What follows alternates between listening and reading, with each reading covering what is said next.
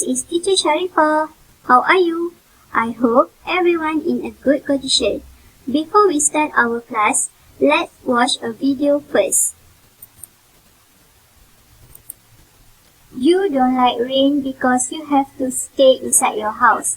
But rain is very important. No plant could grow without it. Now I'll show you how such a rain shower is formed. The suns play an important part in that. Let's see if the trees colors will grow afterwards.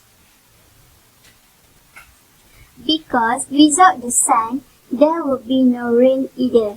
When the ray of sunlight hit a lake or the sea, the water at the spot grows warmer. Tiny water particles rise up at the surface, but they are so small that you can't see them. They become lighter and keep on rising upwards. On the other way up, the air around the water particles grow colder and colder. Finally, when they are really cold, they move closer together and form clouds.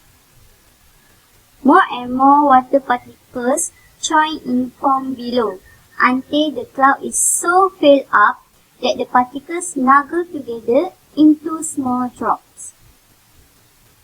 The drops grow bigger and bigger until they are so heavy they fall out of the cloud, and this is called rain. Today, we will learn about rainy days. Hello guys, let's do the exercise together. The exercise is to complete the missing letters. Okay, for example, lightning. You have to write missing letter in the box given. Okay, this is the example.